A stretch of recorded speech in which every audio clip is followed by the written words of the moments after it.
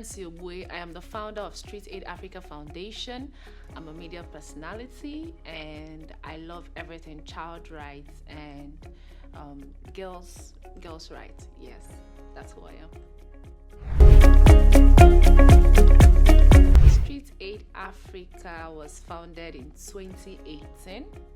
I was an undergraduate at the time in my final year in Ogbue University.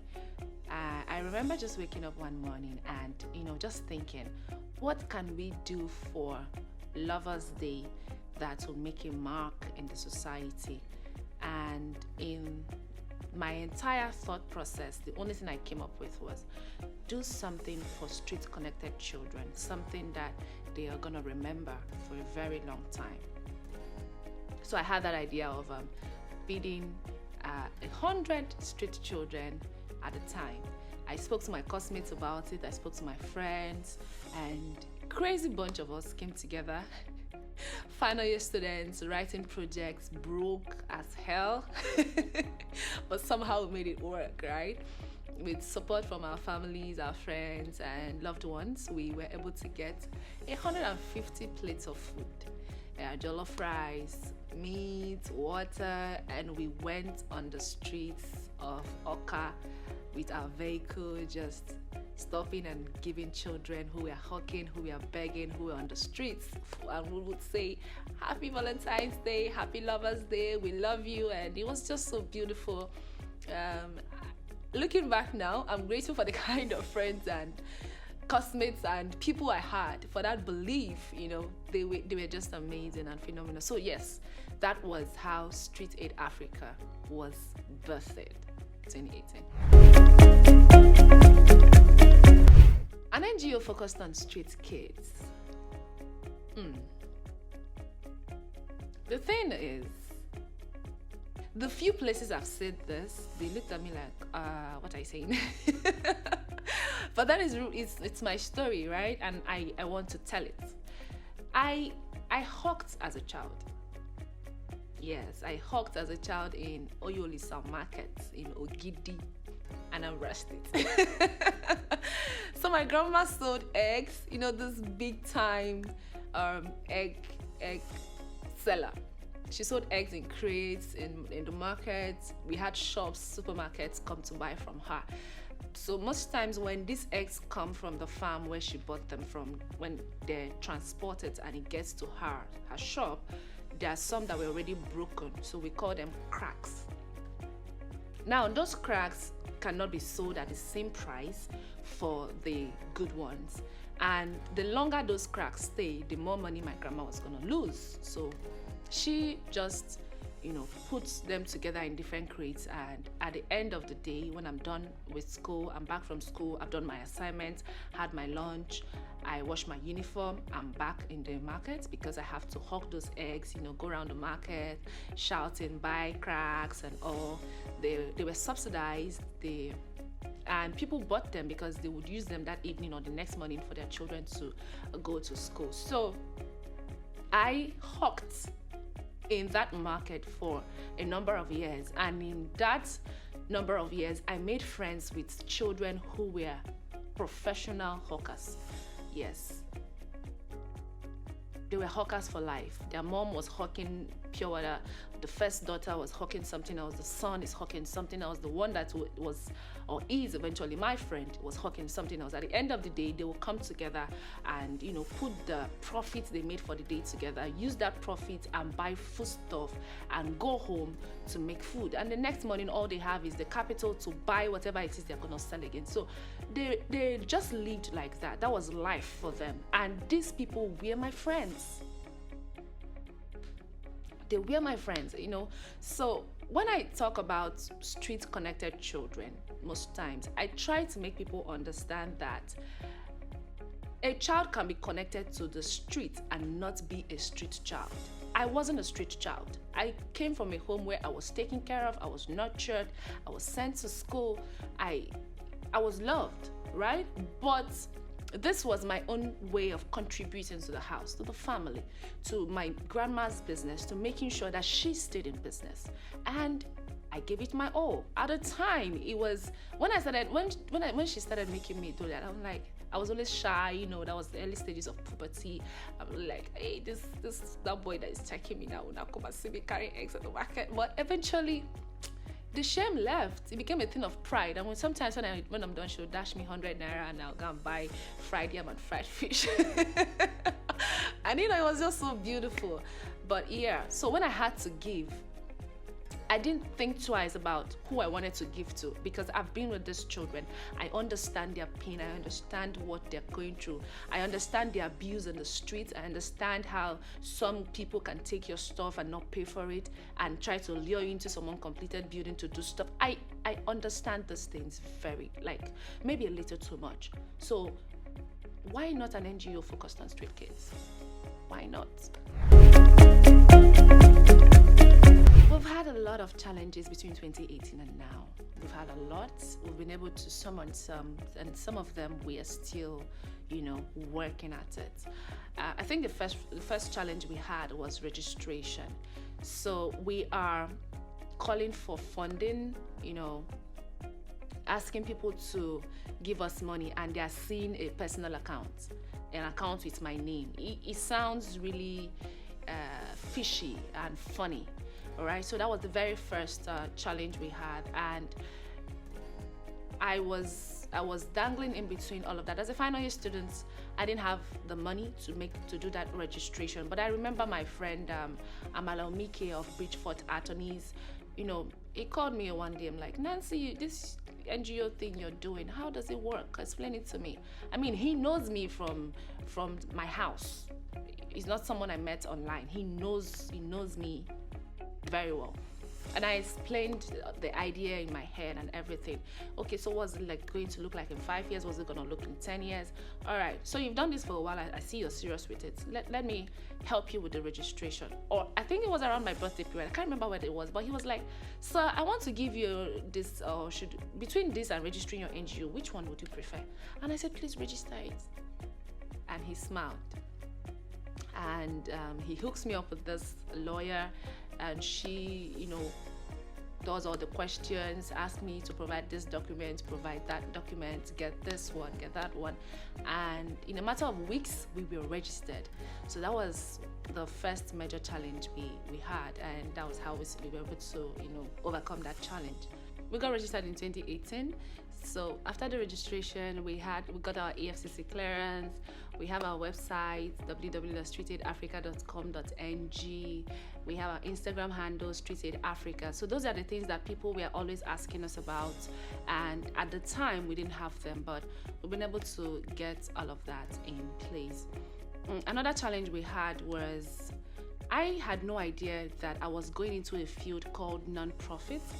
I didn't understand anything about the SDGs at the time, but I had to go get trainings around all of that. I've done a lot of trainings personally, and I'm still going to do much more because I want to be better positioned, to drive this NGO all the way.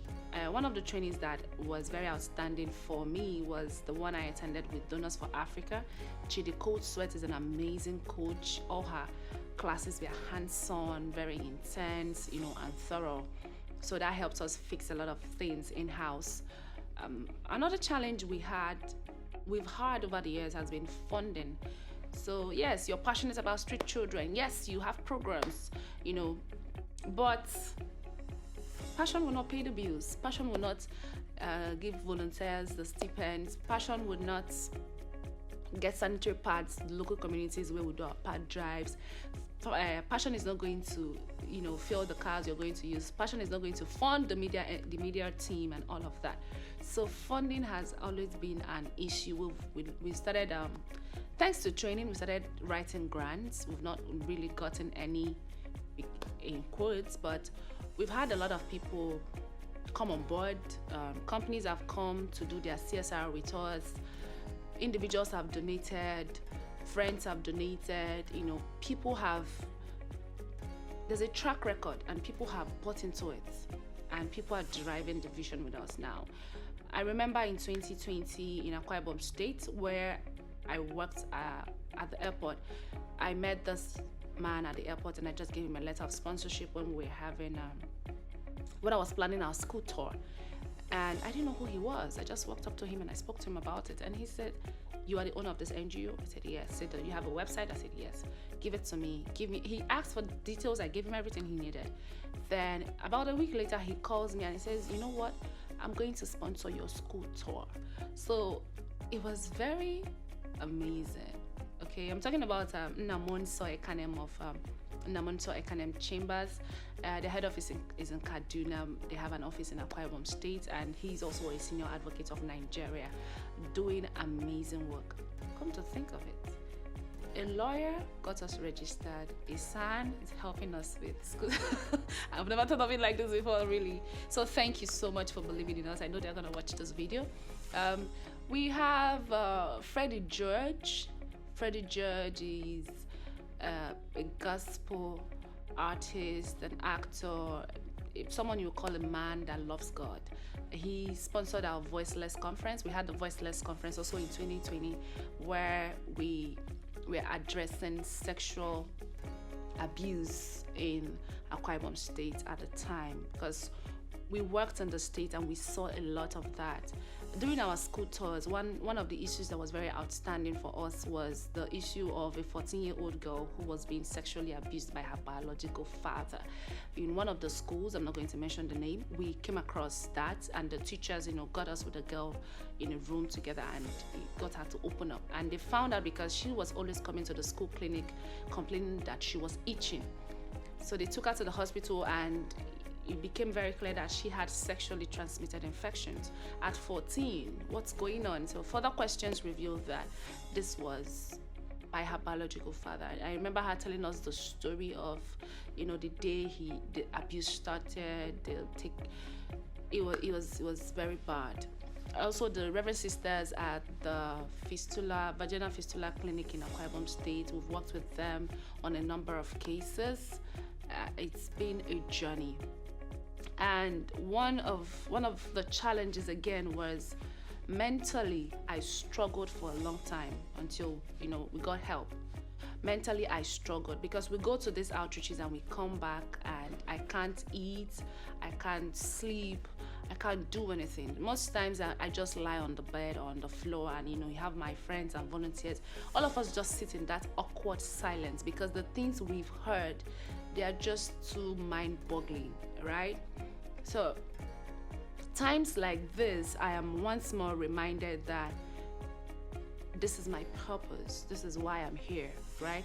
I'm here to ensure that these children who are on the streets, that are broken children, do not grow up to become broken adults who are going to give us broken homes and in turn give us a broken society. That is why I am here.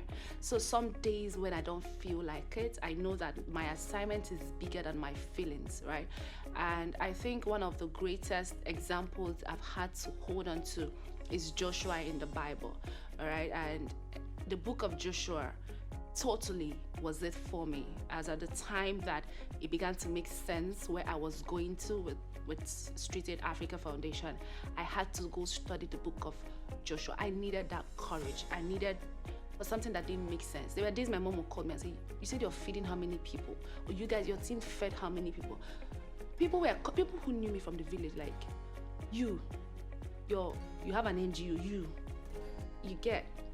But so just having that picture in my head and knowing, like, I know my name, that I am called for this and I'm graced for it, and I go out there and speak, do what I have to do, and God has been raising an army for himself in form of funding, people who are funding, sponsorship, partnership, friends. A lot has happened, and I've gotten sisters in this journey. 2021, we had Strategic Solutions by Nancy come on board, and it has been a journey. I and Nancy and Tonya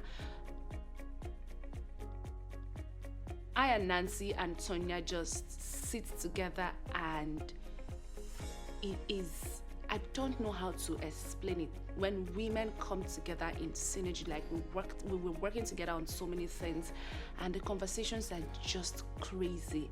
And I know that this can just be God, because when he gives a vision, he brings provision. But I didn't wait till everything was together before I moved. I had to move. I had to do my part. I had to do it afraid. I had to put myself out there, right? I had to come up with that crazy idea where this girl from nowhere in particular could just have this dream of taking children off the street, and people bought into it, right? Nancy, through her organization, Strategic Solutions Foundation, have sent us tons of clothes all the way from the United States. It's very crazy, but we're doing Close to the Streets very soon, and lots of items came from them. So we've had lots of challenges, but I would say that with God, partnership, friendship, clarity, we've been able to overcome quite a number of them. In the next 10 years, I see SAF putting 10,000 children in school, out of the streets and in school. Like I say it, I just say it. And of course, it's Street Aid Africa, it's not Street Aid Nigeria. So we hope to. Now, right now, we have our presence in 6 states across 160 communities in Nigeria, but we hope to spread across Nigeria, Africa at large. So we're calling on you who is watching this video to please come on board as a volunteer, as a sponsor, as a partner. Your company could do their CSR with us. You know, we're heavy on the education space, the girl-child education, empowerment for street-connected children, male and female. We are heavy on that, and we want to say a big thank you to everybody who has volunteered, partnered, sponsored, prayed for us, loved on us, shared our posts, our flyers. We want to say thank you. We appreciate you so much, and join us and take children off the street. See, every child is a genius. Let's just give them a chance to express the genius in them. Thank you.